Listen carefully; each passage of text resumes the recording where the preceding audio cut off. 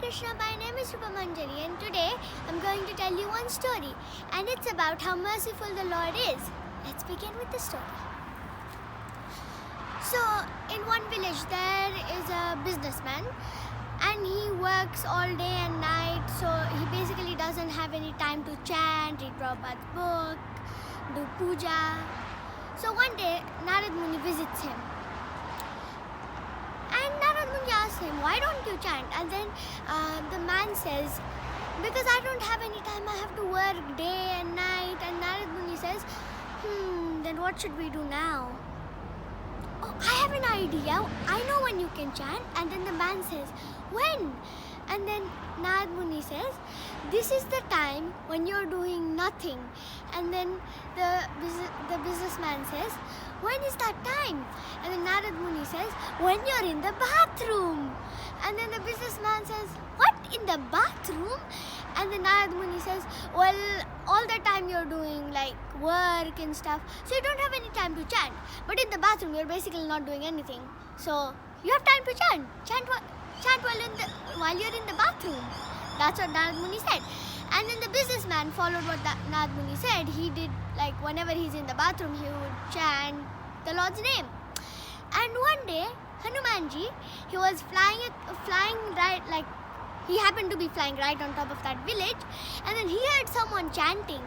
So it was a small village. So Hanumanji went down. He found the house immediately because it was a small village. It was easy to find. And he went in the house, and he went to the altar room, because whenever we hear someone chanting or something, we expect them to be in their altar room or something. And then Hanumanji went in the altar room, and Hanumanji saw no one was there, but the chanting sound was coming. And then he went to the living room. They might be sitting and chanting, they might be sitting and being cozy and chanting. And then Hanumanji went to the living room. There was no one there. And then he thought, okay, fine, that person must be really, really tired. He might be sleeping and chanting. And then so Hanumanji went to the bedroom. No one was there. And then he suddenly saw the bathroom. And then he thought, like, the sound was coming from the bathroom. Hanumanji thought, the sound is coming from there. Let me see. So Hanumanji knocked. And then the person, he finished and he came out, and Hanumanji said, I love that you're chanting. And then the person is like, thank you. And then Hanumanji immediately gives him a big slap. That must have really, really hurt, And then the person is confused. You're appreciating me and you're slapping me as well. What is this? I can't understand. And Hanumanji is like, see, listen, I am appreciating you because you're chanting the Lord's name. But I'm slapping you because you're chanting it in such a dirty place. What is this? And then Hanumanji was really angry, so he just went off. And then he went to Vaikuntha, and then he saw the Lord. He's like, everyone is silent and everyone's like gloomy, everyone's like sad. And then the Lord has his hand on the cheek. The Lord is like that. The Lord is sitting like that. And then Hanumanji came in, and then he said, what happened? Why is everyone so sad? Can someone tell me what happened? And the Lord removed his hand from his cheek, and he saw the 5 marks of the hand. And then Hanumanji was furious. He was angry. Hanumanji was like, who did this? Tell me the name. I'll go and kill that person right away. And then the Lord was like, are you sure? And then Hanumanji said, yes, I'm sure. Just tell me the name. And then the Lord said, you're sure? Sure. And then Hanumanji said, yes, I'm sure. Just tell me the name. Hanumanji was frustrated because the Lord wasn't telling him the name. And then the Lord finally said, okay, fine, I'll tell you the name. And then the Lord said, it was you who did it. And then Hanumanji was shocked. I would never dare to do that.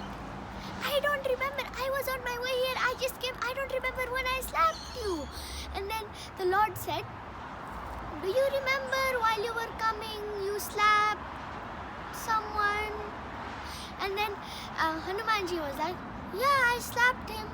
And then the Lord said, why did you slap him? Hanumanji said, Hanuman. Oh yeah, I remember now. Hanumanji said, I was appreciating him because he was chanting, but then I slapped him because he was chanting in such a dirty place, and you and him chanting in a dirty place. So I slapped him, and then the Lord said,